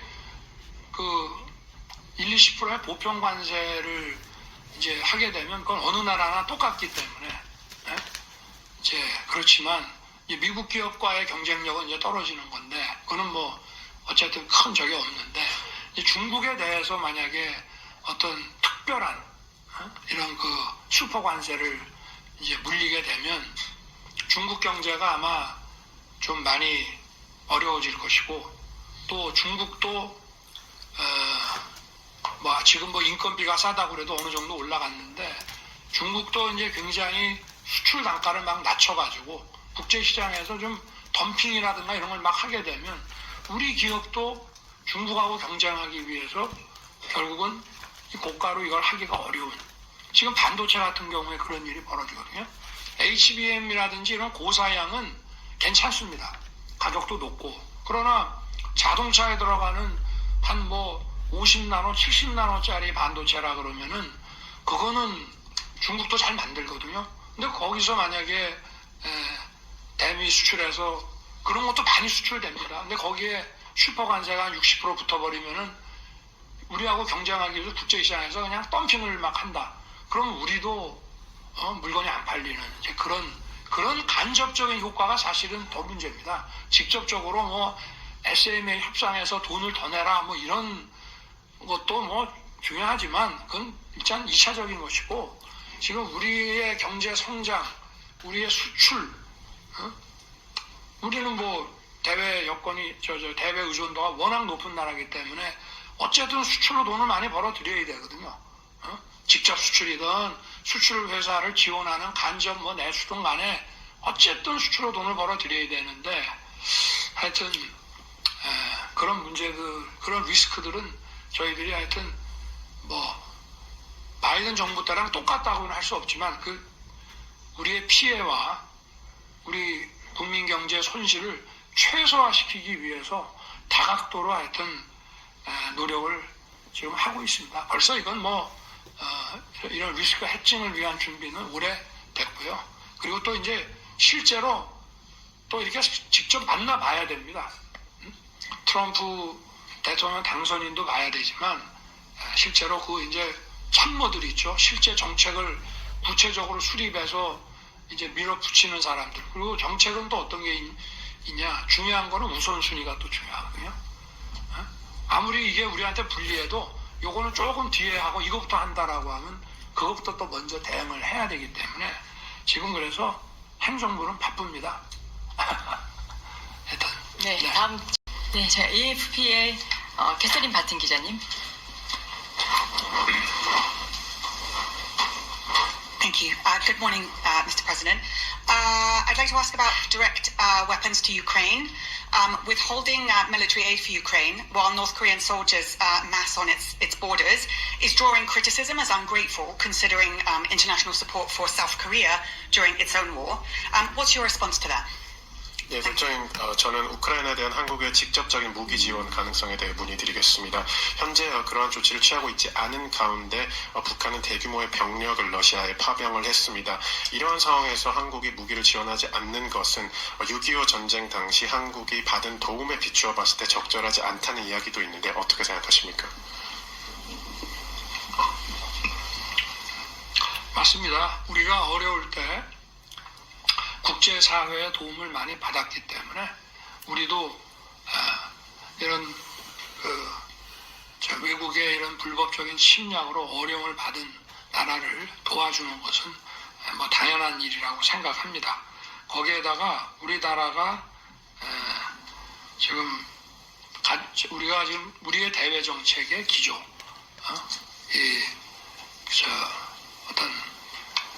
그러니까 국제주의, 평화주의, 인도주의라는 그런 이제 측면에서 보더라도 우리가 도와줄 일을 도와줘야 되고, 그렇기 때문에 그러한 차원에서 저희는 이제 인도주의와 경제적 지원 위주로 이제 했습니다. 그런데 이제 북한이라는 변수가 이제 들어오기 시작을 했고요. 지금 이제 우크라이나 같은 경우는 이런 필요한 무기들이 미국과 그 EU에서 막 들어옵니다. 그런데 돈도 많이 필요하거든요. 왜냐하면 이게 재정이 좋지 않기 때문에 군인들 월급도 줘야 되고, 이렇습니다. 공무원들 월급도 줘서 이게 돌아가야 되기 때문에 또 돈도 많이 필요합니다. 그래서 우리는 이제 그런 면에서 주로 어떤 필요한 약품이라든가 물자, 자금 이런 쪽으로 이제 지원을 했다는 말씀을 드리고요. 그러나 이제 이 북한이라는 변수가 두 가지가 있는데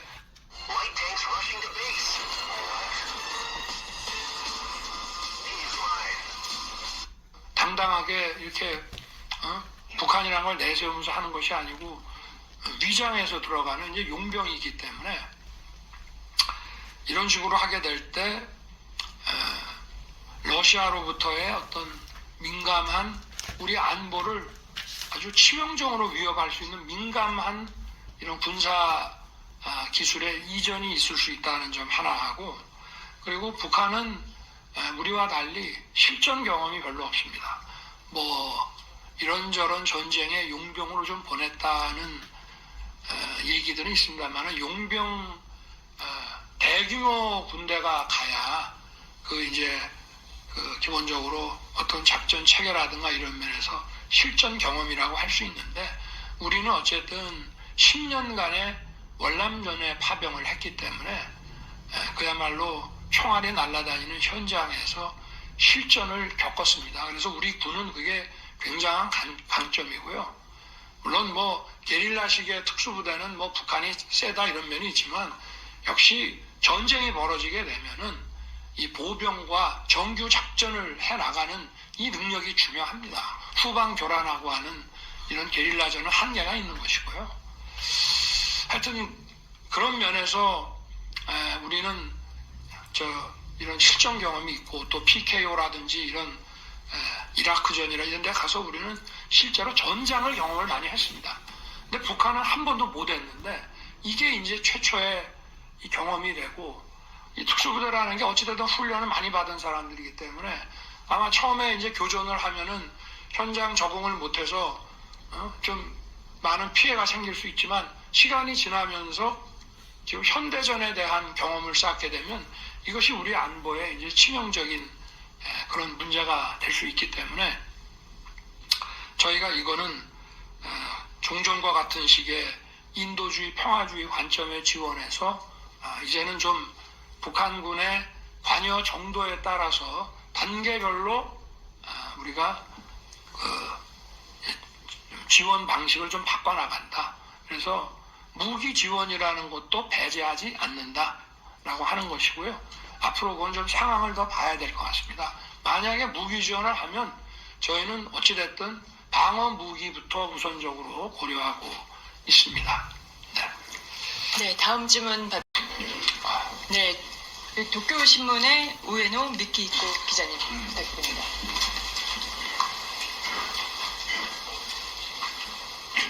안녕하십니까, 대통령님. 도쿄신문의 우에노 기자라고 합니다. 어제 미국에서 트럼프 대통령 당선인이 당선하고 한 달 전에 일본에서도 이시바 총리가 새로운 총리가 되었습니다. 앞으로 두 정상과 함께 어떤 한미일 안보 협력 관계를 만들어 나갈 것인지 여쭤보고 싶고요.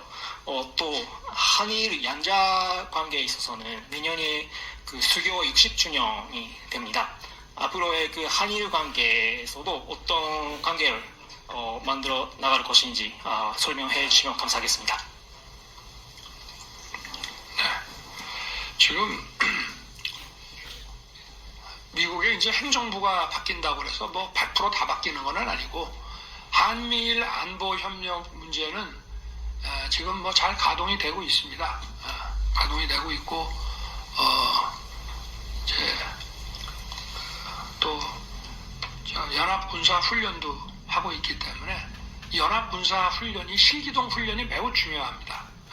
실기동 훈련을 하게 되면은 이런 책상에서 하는 이런 훈련과 달라서 여러 가지 이제 무기 체계를 직접 쓰고 또 이런 군사 정보 부분에 있어서도 굉장히 많은 이제 정보 공유도 되고 이렇게 하면서 이제 이거를 잘 유지해 나갈 거라고 저는 생각하고 있습니다. 한미일 3자 협력이라는 게 군사 안보 분야, 또 경제 안보 분야, 또 산업이라든지 이런 분야, 또는 대외 정책에 있어서의 공동 보조와 같은 이런 모든 면에서 트럼프 대통령은 이제 기업 위주로 해서 먼저 시동을 걸었고, 바이든 대통령 때는 우리의 한일 관계 이 정상화에 또 발맞춰서 작년에 캠프 데이비드를 이끌어냈고 그래서 그런 기조가 저는 유지될 거라고 생각을 합니다.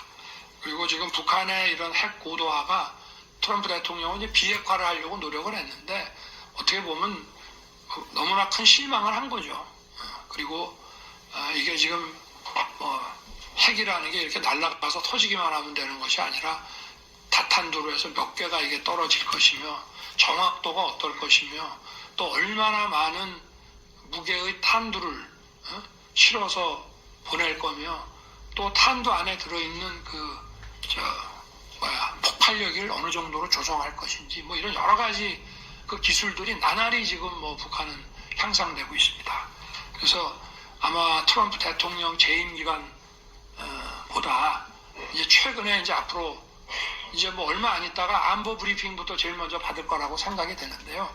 아마 여러 가지 국제 사회에서 이런 전쟁 상황뿐만이 아니라 또 본인이 대통령 시절에 추진했던 북한 비핵화와 관련해서 그 사이에 북한의 핵기술과 역량이 어느 정도 변했는지 또 정찰 위성 같은 거 이런 것이 또 ICBM 기술하고 바로 직결되는 거기 때문에 이런 것에 대한 보고를 저는 아주 금명간에 다 받을 거라고 생각을 합니다. 그래서 그 보고를 받고 나면 아마 우리 이시바 총리하고도 함께 만날 뭐 양자로 하든지 셋이 만나든지 하여튼 그럴 기회가 되면은 좀 더 이제 의미 있는 내밀한 이런 논의가 이루어질 수 있을 거라고 생각합니다.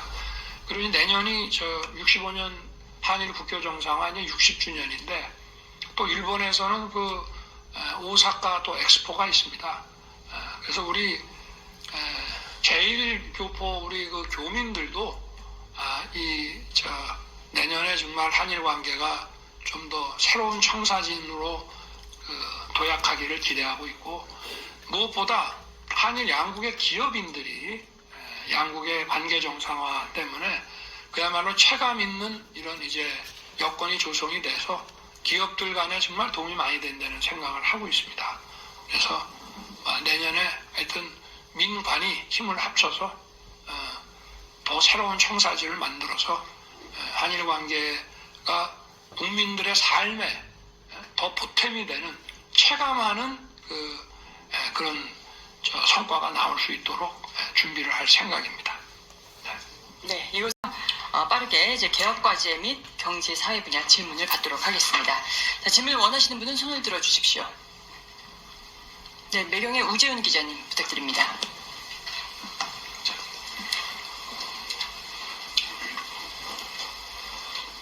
안녕하십니까 대통령님, 매일경제 우재윤입니다. 아까도 4대 개혁 강조하셨는데 여소야대라는 현실적 제약이 매우 큰 상황입니다. 야당 설득이 필수적인데 지금까지 이것이 미흡했다는 지적도 있고요. 4대 개혁 추진을 위해 여야정 협의체를 출범시킨다든지 이재명 대표를 만나 설득을 한다든지 하는 계획을 갖고 계신지 궁금합니다. 두 번째로 시급한 의료개혁에 대해서 질문드리겠는데요. 대부분 의료계는 여전히 정부와 대화를 할 생각이 없어 보입니다. 의료개혁 당위성은 많은 국민들이 인정하고 있지만 공백이 장기화되면서 국민 불편이 커지고 있는데 이에 대한 보관을 갖고 계신지 궁금합니다.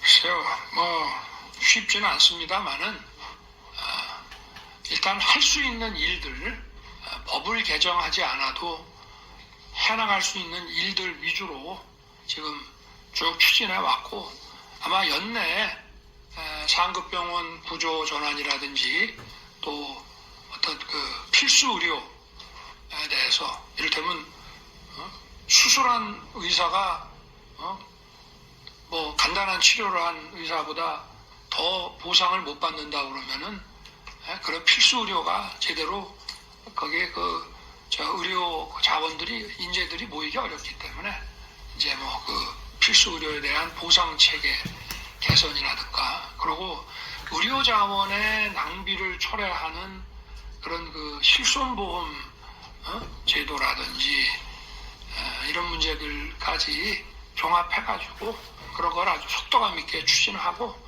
또 한 가지는 이제 의사들이 뭐 수술을 한다든가 또는 응급 처치를 한다든지 뭐 여러 가지 치료를 할 때 사법 리스크에 대해서 아주 굉장히 민감합니다. 그래서 하여튼 책임보험 제도도 설계를 하고 또 이 사법 리스크를 좀 완화해서 피해자는 여기에 대해서 하여튼 좀 양쪽의 변호사들끼리 딱 붙어서 그 문제를 해결하고 환자 가족은 환자 가정대로 또 자기들의 일을 하고 의사는 의사대로 또 환자를 치료해야지 의사가 리스크 대응, 사법 리스크 대응하는데 정신이 팔리다 보면 다른 환자를 치료할 수도 없고 또 위축이 돼서 환자를 볼 수도 없기 때문에 그런 부분들을 어쨌든 이런 필수 의료, 지역 의료를 강화한다는 차원에서 그런 부분들은 지금 속도감 있게 나가고 있습니다. 그리고 내년 25년도 지금 이거는 수능도 이제 14일이고 내년 의대 정원은 지금 우리 정부가 추진한 대로 됐고 이제 후년은 의료계와 또 협의체에다가 의견을 내라고 했으니까 같이 또 논의를 해서 합리적인 의견이다 그러면은 거기에 따라서 또 하면 되는 것이죠. 그래서 의료개혁 문제도 지금 막 굉장히 빠른 속도로 추진하고 있습니다. 네. 여야 의정을 통해서도 지금 논의가 진행이 되고 또 만나야 될 일이 있으면 만나야죠. 그러니까 좀 하여튼 진행돼 나가는 거를 좀 보고요. 네. 그렇게 해야죠. 네. 네, 다음 질문. 파이낸셜 뉴스 김학재 기자님. 네, 대통령. 파이낸셜 뉴스 김학재입니다.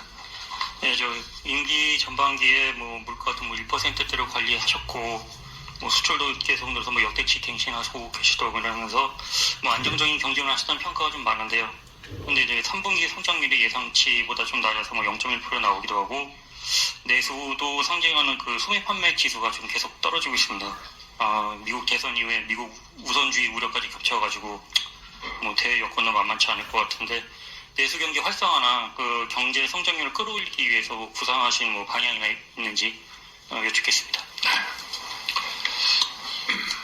0.1% 그 3분기 그거는 이제 2분기 기준이거든요. 1분기가 많이 나오고 또 2분기도 꽤 나왔기 때문에 이제 3분기도 그렇게 나오면 올해 우리가 엄청나게 아마 될 겁니다. 3분기는 이제 조정 차원으로 보시면 되고 우리나라 지금 잠재 성장률 그러니까 우리가 가지고 있는 이런 전체적인 사회적 자원을 다 투입했을 때 올릴 수 있는 성장률이 지금 2.0% 정도 되거든요. 이제 그래서 그거보다 못하면은 좀 어려운 것이고 그거보다 조금 올라가면 투자가 더 이루어졌구나 이제 이렇게 보는데 하여튼 올해 이제 연말까지 다 계산하면은 잠재 성장률 2.0%는 저는 충분히 장회할 수 있다고 보고 있습니다. 근데 이제 아까도 제가 그 반도체 그 수출 얘기를 좀 했는데요. 이게 하여튼 그 소위 중저가 시장에 있어서 하여튼 이 중국의 그 경제가 좀 잘 돼야 우리도 결국은 수출로 인해서 좀 국민들이 조금 더 따뜻함을 누릴 수가 있는데 하여튼 그 문제를 좀 어떻게 잘 좀 해보겠습니다. 그리고 내수 활성화를 위해서도 다양한 지금 좀 여러 가지 이제 자영업자 우리 소상공인들을 도와주는 그런 직접적으로 도와주는 금융이라든지 또는 여러 가지 전기세 보조라든지 택배비 지원이라든지 이런 것들도 이제 있지만 그리고 이제 상품권 온누리 상품권을 이번 추석에는 작년에 한 3배 이상 판매를 했는데요. 하여튼 정부가 그 10%를 재정으로 부담을 해야 되는데 그런 걸 좀 더 쓰는 한이 있더라도 하여튼 이런 자영업자 소상공인들의 어쨌든 좀 민생 그분들의 민생이 좀 따뜻하게 온기가 돌 수 있도록 좀 하고 그래서 하여튼 지금 우리가 돈 버는 게 딱 이겁니다. 반도체 자동차, 그리고 방산 원전, 그리고 이제 선박이죠. 조선. 지금 뭐 석유화학은 과거에는 우리 4대 수출품이었는데 하여튼 뭐 지금은 그렇지는 못하고 있습니다. 그래서 그냥 대표적으로는 우리가 먹고 사는 거는 반도체하고 자동차다. 그럼 이제 거긴 전기차도 있고 또 일반 차도 있기 때문에 배터리도 거기 끼는 것이고 자동차와 반도체고 그리고 지금 방산과 원전이 그 뒤에서 지금 뒷받침을 하고 있다. 그렇게 이제 생각하시면 되고 하여튼 더 부지런히 제가 좀 다니겠습니다. 그래서 얼마 전에 어제도 지금 불가리아 그 20조짜리 원전을 또 수주를 웨스팅하우스하고 함께 했는데요. 하여튼 좀 수출을 더 늘릴 수 있도록 노력하고 내수 진작의 좀 방안을 조금 더 전향적으로 더 한번 만들어 보겠습니다. 네.